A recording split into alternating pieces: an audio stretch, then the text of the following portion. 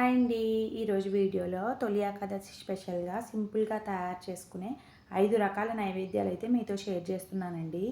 ఈ వీడియోలో అయితే నేను బూరెలు, గారెలు, బెల్లం పరమాన్నం, ఇంకా ఆరిది, చంద్రవంకులు ఎలా తయారు చేయాలో స్టెప్ బై స్టెప్ చూపించానండి.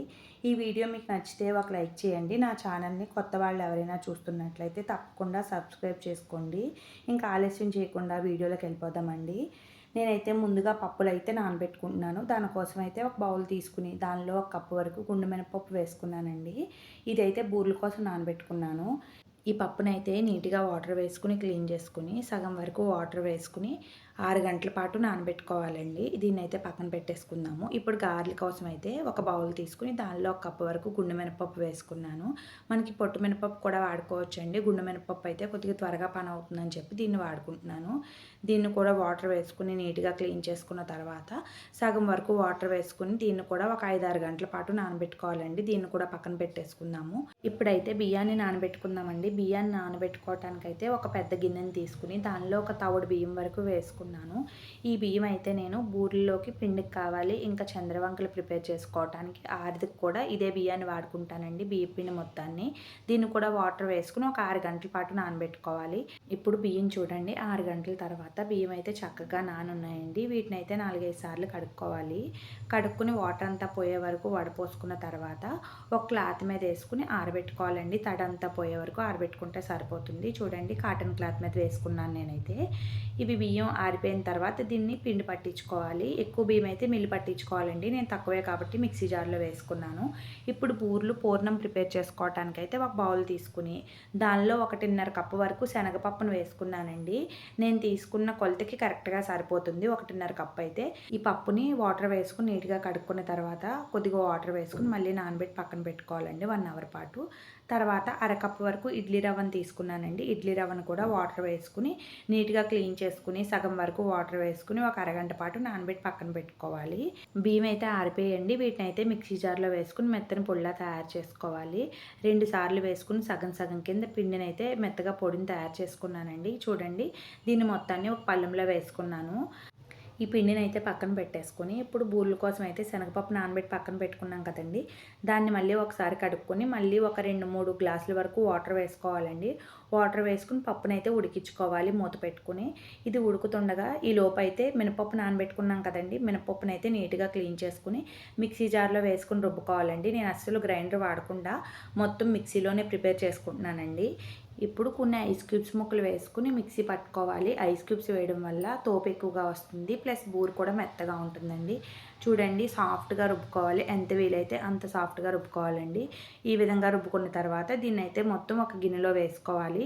ఇలా 2 సార్లు వేసుకుని పప్పును మొత్తాన్ని రుబ్బుకున్నానండి. తర్వాత 1 కప్పు వరకు బియ్య పిండిని అయితే వేసుకుంటున్నాను.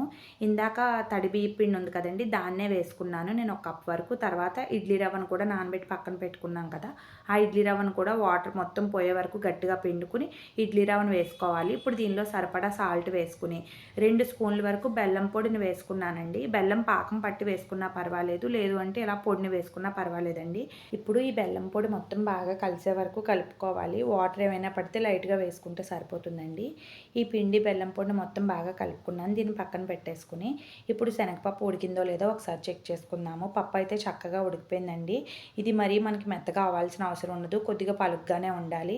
ఈ విధంగా ఉడికిన తర్వాత దీన్ని అయితే ఒక జల్లెడ పెట్టుకుని పప్పును మొత్తం వడకెట్టేసుకున్నానండి. ఈ పప్పు నీళ్ళతో మళ్ళీ చారు కానీ పప్పుచారు కానీ ఇలాంటిది ఏదైనా ప్రిపేర్ చేసుకోవచ్చు. పప్పు అయితే ఒక క్లాత్ మీద వేసుకున్నాను ఈ కొద్దిగా చల్లారే వరకు. ఈ పప్పు అయితే చక్కగా చల్లారిపోయింది చూడండి. ఇప్పుడు మిక్సీ జార్లో వేసుకుని బరగ్గా మిక్సీ పట్టుకోవాలి. ఇది మరీ పిండిలా తయారవ్వకుండా లైట్గా బరగ్గా ఉంటే సరిపోతుందండి. ఈ విధంగా పట్టుకున్న తర్వాత దీన్ని మొత్తాన్ని ఒక పళ్ళెంలో వేసుకున్నాను. 2 సార్లు పట్టుకున్నానండి. తర్వాత ఒక ప్లేట్ తీసుకుని దానిలో ఒక 2 గ్లాసుల వరకు ఈ శనగపప్పు పిండిని వేసుకున్నానండి. వేసుకున్న తర్వాత 1 గ్లాసు వరకు పంచదారని వేసుకున్నాను. 2 గ్లాసులకి 1 గ్లాసు పంచదార కరెక్ట్గా సరిపోతుంది. కొద్దిగా కూడా ఎక్కువ పట్టదండి. కొద్దిగా ఎక్కువ వేసినా సరే మనకి స్వీట్ ఎక్కువ అవుతుంది అన్నది పక్కన పెడితే బూరెలు వేసినప్పుడు మొత్తం చీదేస్తుందండి. 2 గ్లాసులకి 1 గ్లాసు పంచదార అయితే కరెక్ట్గా సరిపోతుంది. తర్వాత దీనిలో కొద్దిగా యాలకుల పొడి వేసుకున్నానండి, బూరెలు మంచి ఫ్లేవర్ రావటం కోసం. యాలకుల పొడి కూడా వేసుకున్న తర్వాత పిండిని మొత్తాన్ని బాగా కలుపుకోవాలి. ఇది వెంట వెంటనే చేసుకోవాలండి. లేదు అంటే మనకి పంచదార కరిగి పాకంలా తయారైపోతుంది. ఈ విధంగా మనకి ఏ సైజులో కావాలనుకుంటే ఆ సైజులో పూర్ణపుండలను అయితే తయారు చేసుకోవాలి. ఈ విధంగా నేను చిన్న చిన్నవి ఉండలైతే తయారు చేసుకుని పక్కన పెట్టేసుకున్నానండి. ఇప్పుడు బూరెల తోపు ఉంది కదా, దాన్ని కూడా ఒకసారి కొద్దిగా వాటర్ వేసుకుని పల్చగా ఈ విధంగా ఉండేటట్టుగా మిక్స్ చేసుకోవాలి. ఇప్పుడు ఇది బాగా కలుపుకున్న తర్వాత ఒక్క పూర్ణాన్ని వేసుకుని బూరెల్లా వేసుకుంటే సరిపోతుందండి. చూడండి, ఈ విధంగా ముంచితే సరిపోతుంది. మరీ పలుచగా కాకుండా గట్టిగా కాకుండా. తర్వాత స్టవ్ ఆన్ చేసుకుని ఒక ప్యాన్ పెట్టుకుని డీప్ ఫ్రైకి సరిపడా ఆయిల్ పెట్టుకుని ఒక్కొక్క బూరిని వేసుకోవాలండి. ఈ విధంగా వేసుకుంటే సరిపోతుంది. మనకి చేతితో రావడం లేదు అనుకుంటే స్పూన్ సహాయంతో కూడా ఈ బూరెలను అయితే వేసుకోవచ్చండి. ఈ విధంగా ఒక్కొక్క బూరెల్ని స్లోగా ఆయిల్లో వదులుకుంటే సరిపోతుందండి. ఇవి కొద్దిగా గోల్డెన్ కలర్ వచ్చే వరకు ఫ్రై చేసుకోవాలి. మనకి గరిటె పెట్టి కూడా ఎక్కువగా కలపకూడదండి. గరిటెకి ఆ పూర్ణం అంటుకుని చీదేసినట్టు అయిపోతాయి. స్లోగా కలుపుకుంటే సరిపోతుంది. చూడండి, ఇవైతే కొద్దిగా గోల్డ్ కలర్ వచ్చాయి కదా, ఇలా ఫ్రై చేసుకుంటే సరిపోతుందండి. ఇలా సింపుల్గా బూరెలను అయితే తయారు చేసుకోవచ్చు. ఇదే విధంగా బూరెలన్నిటిని ప్రిపేర్ చేసుకోవాలి. బూరెలు అయితే చాలా చక్కగా వచ్చాయండి. మిక్సీలో వేసినా సరే మనకి లోపలైతే సాఫ్ట్గా పైన కరకరలాడుతూ చాలా బాగా వచ్చాయండి. చూడండి, చూస్తుంటేనే అర్థమైపోతుంది కదా. బూరెలు అయితే మిక్సీలో కూడా బాగానే వస్తాయి కానీ కాకపోతే ఏంటంటే ఎక్కువగా ప్రిపేర్ చేసుకున్నప్పుడు గ్రైండరే వేసుకోవాలండి. మనం తక్కువ అప్పటికప్పుడే ప్రిపేర్ చేసుకున్నప్పుడు మిక్సీలో వేసినా పర్వాలేదు. ఎక్కువ చేసినప్పుడు ఏంటంటే మరి మనకి ఒకరోజు ఉండాలి అనుకుంటే కనుక గ్రైండర్ వేసుకోండి. సాయంత్రానికి మళ్ళీ గట్టిపడిపోతాయి ఇవైతే. అందుకే ముందే చెప్తున్నా. చూడండి, బూరెలు అయితే లోపల పూర్ణంతో చాలా బాగా వచ్చాయి. దీన్ని అయితే పక్కన పెట్టేసుకుందామండి. ఇప్పుడు గారెలను ప్రిపేర్ చేసుకోవటానికి ముందుగానే పప్పు నానబెట్టి పక్కన పెట్టుకున్నాం కదా, దీన్ని కూడా 1-2 సార్లు బాగా క్లీన్ చేసుకుని మిక్సీ జార్లో వేసుకుని రుబ్బుకోవాలండి. దీనిలో కూడా కొన్ని ఐస్ క్యూబ్స్ ముక్కలు వేసుకుని రుబ్బుకోవాలి. ఇలా వేయటం వల్ల గారెలు అయితే చాలా సాఫ్ట్గా వస్తాయండి. పిండి అయితే చూడండి సాఫ్ట్గా రుబ్బుకోవాలి, అసలు పలికేం లేకుండా. ఇప్పుడు దీనిలో సరిపడా సాల్ట్ వేసుకుని పిండిని అయితే బాగా బీట్ చేస్తూ కలుపుకోవాలండి. కలుపుకున్న తర్వాత ఇప్పుడు స్టవ్ ఆన్ చేసుకుని డీప్ ఫ్రైకి సరిపడా ఆయిల్ పెట్టుకుని మరిగించుకోవాలండి. ఆయిల్ కొద్దిగా హీట్ అయిన తర్వాత గారెలను అయితే ఒక్కొక్కటి చేతికి తడి చేసుకుని ఇలా వేసుకుంటే సరిపోతుందండి. ఈజీగానే వేసుకోవచ్చు. మనకి ఇలా చేతికి రాకపోతే కనుక అరిటాకు మీద కానీ కవర్ మీద కానీ పెట్టి వేసుకోవచ్చండి. జస్ట్ తడి చేసుకుని చేతికి ఇలా అంటే సరిపోతుంది. ఈజీగానే వేసుకోవచ్చు. మధ్యలో చిన్న హోల్ పెట్టుకుంటే సరిపోతుంది. ఈ విధంగా గారెలను అయితే ఒక్కొక్కటిగా వేసుకున్నానండి.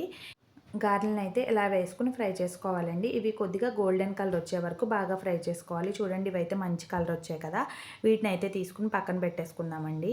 ఈ విధంగా సింపుల్గా గారెలను అయితే ప్రిపేర్ చేసుకోవచ్చు. పప్పులు నానితే వెంటనే తయారు చేసుకోవచ్చు అండి. పెద్ద టైం ఏం పట్టదు. గారెలు అయితే లోపల సాఫ్ట్గా పైన కరకరలాడుతూ చాలా బాగున్నాయి. వీటిని కూడా పక్కన పెట్టేసుకుందామండి. ఇప్పుడు ఆరిది ప్రిపేర్ చేసుకోవడానికి స్టవ్ ఆన్ చేసుకుని ఒక గిన్నె పెట్టుకుని దానిలో ఒక అరకప్పు వరకు నీళ్లు వేసుకుని ఒక 2 స్పూన్ల వరకు బెల్లాన్ని వేసుకోవాలండి. బెల్లం పూర్తిగా కరిగే వరకు ఉంచుకున్న తర్వాత కొద్దిగా పిండిని అయితే వేసుకోవాలి. ఒక కప్పు వరకు పిండిని అయితే తీసుకున్నానండి పిండి ఉక్కించుకోవటానికైతే. ఇలా పిండిని కొద్దిగా అలా వేసుకుంటూ ఉంటే సరిపోతుందండి. స్టవ్ సిమ్లో పెట్టుకుని పిండిని పూర్తిగా వేసుకున్న తర్వాత స్టవ్ ఆఫ్ చేసుకుని మూత పెట్టి ఒక 10 నిమిషాల పాటు అలా వదిలేస్తే సరిపోతుందండి. 10 నిమిషాల తర్వాత పిండిని తీసుకుని ఒక్కసారి మొత్తం బాగా కలుపుకుంటే నేను వేసిన వాటర్ పిండి కరెక్ట్గా సరిపోయింది. ఈ విధంగా తయారైన తర్వాత దీన్ని అయితే పూర్తిగా చల్లారిన తర్వాత చేతితో మెదుపుకుంటే సరిపోతుందండి. ఈ విధంగా పూర్తిగా చేతితో మెదుపుకొని కొద్దిగా సగం పిండిని అయితే తీసుకుని నేను పక్కన పెట్టుకున్నానండి చంద్రవంకలు తయారు చేయడానికి. మిగతా సగం పిండిని అయితే తాలికలా తయారు చేసుకున్నాను. కొద్దిగా పిండిని తీసుకుని లైట్గా పిండి చల్లి ఇలా తాలికలు తయారు చేస్తే సరిపోతుంది. ఈ విధంగా తాలికలన్నీ తయారు చేసుకోవాలండి. ఇప్పుడు స్టవ్ ఆన్ చేసుకుని ఒక గిన్నె పెట్టుకుని దానిలో ఒక 3 కప్పుల వరకు నీళ్లు వేసుకున్నానండి. 1 కప్పు వరకు బెల్లాన్ని వేసుకున్నాను. 1 కప్పు బెల్లం కరెక్ట్గా సరిపోతుందండి స్వీట్ కోసం అయితే. తర్వాత వాటర్ చూడండి, బెల్లం వాటర్ మొత్తం బాగా కరిగిన తర్వాత తాలికలు వేసుకోవాలండి. పాకం ఏం రావాల్సిన అవసరం ఉండదు. బెల్లం పూర్తిగా కరిగితే సరిపోతుందండి. ఇలా వేసిన తర్వాత తాలికలు ఒక 2-3 నిమిషాల పాటు ఉడికించుకోవాలి. ఇప్పుడు ఒక పావు కప్పు వరకు పిండిని తీసుకుని దానిలో 1 కప్పు వరకు వాటర్ వేసుకుని ఉండలేం కట్టకుండా పిండిని అయితే కలిపి పక్కన పెట్టుకోవాలండి. ఈ లోపు అయితే ఒక కొబ్బరికాయని తీసుకుని చిన్న ముక్కలుగా కట్ చేసుకుని మిక్సీలో వేసుకుని కూర తయారు చేసుకోవాలి. దాన్ని కూడా వేసుకున్నాను. తర్వాత బియ్యం పిండి వాటర్ను కూడా వేసుకోవాలండి. వేసుకుని స్టవ్ సిమ్లో పెట్టుకుని ఒక 2-3 నిమిషాల పాటు కలుపుకుంటే బెల్లం ఆరిదైతే రెడీ అయిపోతుందండి.